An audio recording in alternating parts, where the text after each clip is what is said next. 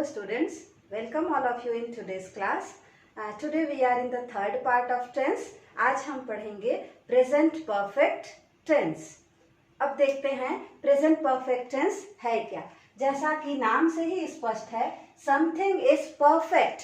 कोई चीज परफेक्ट है मीन्स उसमें कोई भी गड़बड़ी नहीं है, वह काम पूरी तरीके से खत्म हो चुका है. तो ऐसा कोई भी काम जो कंप्लीट हो चुका है उसे हम प्रेजेंट परफेक्ट टेंस में लिखते हैं. Just like I have completed my homework. मैंने अपना होमवर्क कर लिया है या फिर मैं अपना होमवर्क कर चुका हूँ. She has just gone out. वह अभी अभी बाहर गई. तो चुका है, चुकी है, चुके हैं या चुके हो, जिस भी वाक्य के अंत में आए, जब भी हम उसे इंग्लिश में ट्रांसलेट करेंगे that will be in present perfect tense. उसके अलावा मैंने नाश्ता कर लिया है, अगर हमने ये यूज किया कि मैं नाश्ता कर चुका हूँ की जगह पर हम बोलें मैंने नाश्ता कर लिया है, that is also present perfect tense. तो चुका हूँ, चुकी है के साथ में अगर लिया है, गया है ऐसे वाक्य आए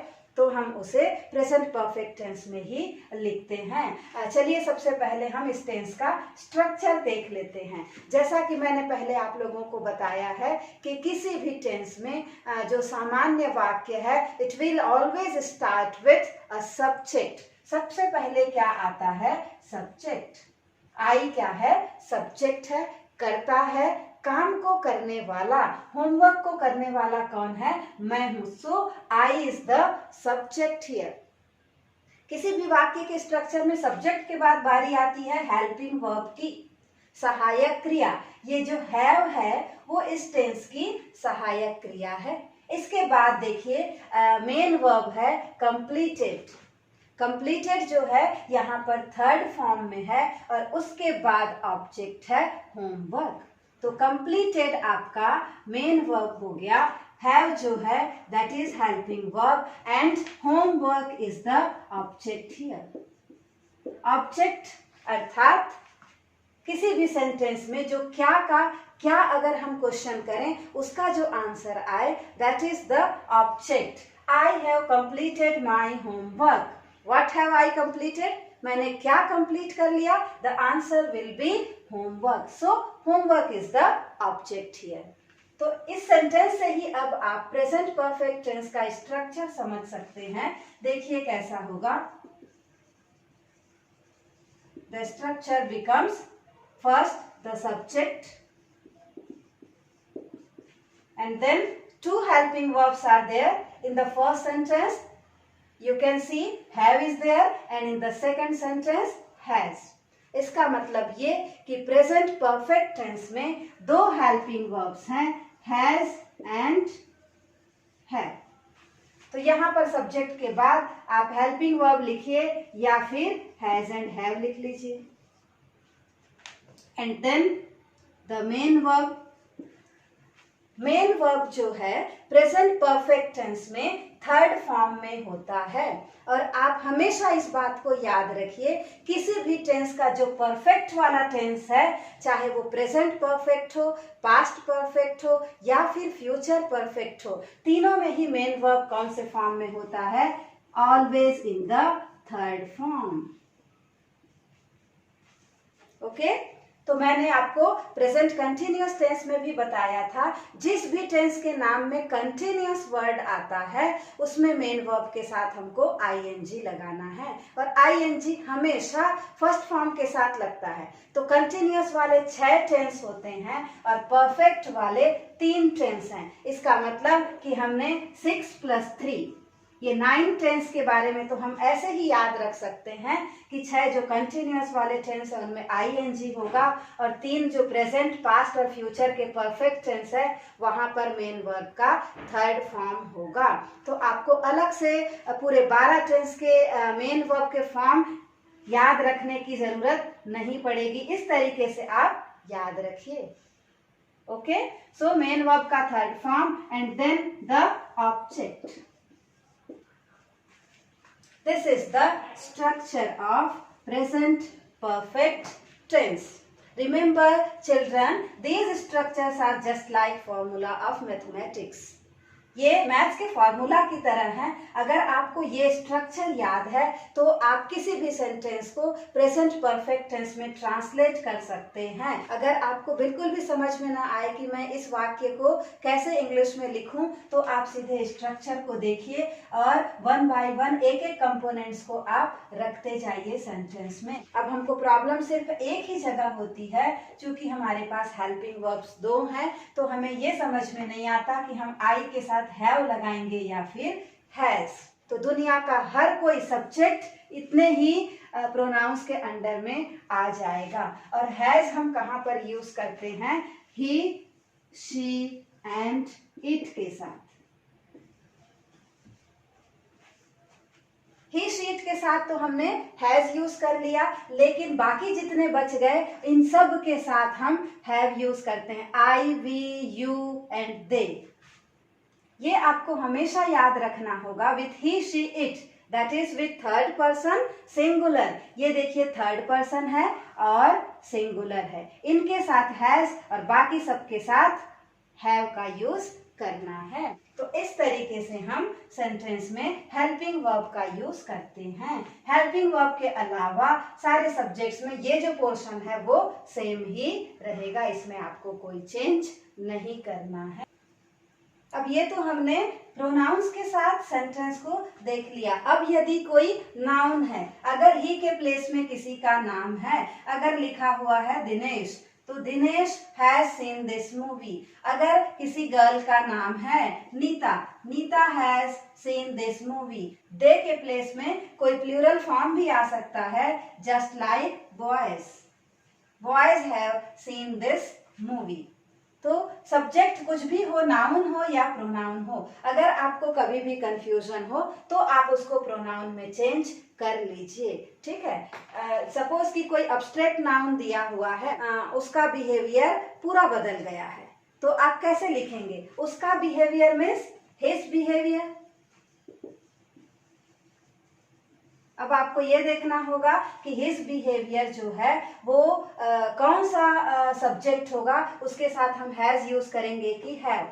अब कभी भी कुछ भी अगर आई, वी, यू के अलावा कुछ भी लिखा हुआ है तो आप समझ जाइए कि वो थर्ड पर्सन है। Third person that means he, she, it या दे, इन चारों में से ही होगा। अब अगर वो एक वचन है तो ही, शी, इट में से होगा। अगर वो बहुवचन है, प्लूरल फॉर्म में है, तो वो दे होगा। तो उसको हम प्रोनाउन में कैसे बदल सकते हैं? हिज बिहेवियर, उसका व्यवहार बदल गया है। गया है मतलब हिंदी में भी हम उसको सिंगुलर फॉर्म में लिखते हैं। सिंगुलर है और नॉन लिविंग है, तो नॉन लिविंग और सिंगुलर, न वो लड़का है न लड़की है, that means it is it. इसको हम कैसे सब्स्टिट्यूट कर सकते हैं? इसके जगह पर हम इट को भी लिख सकते हैं। तो हिज बिहेवियर, इट के साथ हम क्या यूज करेंगे? हैज यूज करेंगे। His behaviour has changed. अगर आपको लिखना है पूरा बदल गया है, you can write changed completely. इस तरीके से आपको सेंटेंस को बनाना होगा।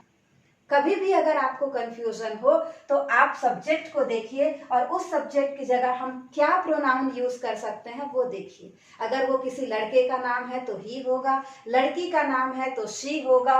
अगर वो नॉन लिविंग थिंग है, कोई भाववाचक संज्ञा है, तो वह इट होगा। अगर वो प्लूरल फॉर्म में है, बहुवचन है, तो वो दे होगा। तो दुनिया की हर एक चीज थर्ड पर्सन ही होती है, whether it may be singular or plural. Okay, now let's see how can we make negative and interrogative sentences. Negative sentences means ऐसे वाक्य जिनमें not लगा हो। I have eaten pizza, मैंने पिज्जा खा लिया है या मैं पिज्जा खा चुका हूँ। अगर हम उसको नेगेटिव सेंटेंस में बदलेंगे तो वो क्या हो जाएगा? मैंने पिज्जा नहीं खाया है। Not is added always after the helping verb. Helping verb कौन सा है हमारा? हैव, और हैव के बाद हम क्या लगाएंगे? नॉट। तो सेंटेंस क्या बन जाएगा? I have not, that means I haven't eaten pizza. ये है नेगेटिव सेंटेंस। निषेधात्मक वाक्य। इसी वाक्य को अगर हम इंटरोगेटिव में चेंज करना चाहें, प्रश्नवाचक वाक्य बनाना चाहें, क्या मैंने पिज्जा खा लिया है, तो कैसे होगा? अब हमको हेल्पिंग वर्ब को जस्ट सब्जेक्ट से पहले लाना पड़ेगा। कभी भी किसी वाक्य को अगर हमको प्रश्नवाचक वाक्य बनाना है, इंटरोगेटिव में चेंज करना है, तो हम हमेशा हेल्पिंग वर्ब को सब्जेक्ट से पहले ले आते हैं। That means any interrogative sentence will start with the helping verb। तो अब have को शुरू में ले आते हैं। Have I eaten pizza? And at last the most important question mark। तो हैव आई ईटन पिज्जा, क्या मैंने पिज्जा खा लिया है? अगर आप नॉट को भी इसमें जोड़ना चाहें तो इट बिकम्स नेगेटिव इंट्रोगेटिव। इसको हम बोलते हैं negative interrogative and it becomes like haven't I eaten pizza. इस तरीके से हम नेगेटिव और इंट्रोगेटिव सेंटेंसेस बना सकते हैं। ओके सो चिल्ड्रन, अभी तक हमने देखा कि हम किसी भी वाक्य को प्रेजेंट परफेक्ट टेंस में ट्रांसलेट कैसे करेंगे, लेकिन अगर कोई सेंटेंस इंग्लिश में ही दिया है तो हम पहचानेंगे कैसे कि that is in present perfect tense. तो चलिए देखते हैं कुछ ऐसे सेंटेंसेस जो प्रेजेंट परफेक्ट में यूज किए जाते हैं। The first one is immediate past. ऐसा काम जो अभी अभी हुआ हो, थोड़े ही समय पहले हुआ हो, उसको हम प्रेजेंट परफेक्ट टेंस में लिखते हैं। For example, they have gone to the shopping mall. उन लोग अभी अभी शॉपिंग मॉल गए हैं। तो अगर काफी देर नहीं हुआ हो तो हम वहां पर यूज करते हैं दे have gone. Okay, mother has just finished cooking. मेरी माँ ने अभी अभी खाना बनाने का काम खत्म किया है। तो ये जो वर्ड जस्ट आपको जहां पर भी दिखाई देगा that is present perfect tense. ये शो करता है कि वो काम अभी अभी ही हुआ है। They have just gone out, I have just finished my homework. मैंने अभी अभी अपना होमवर्क कंप्लीट किया है।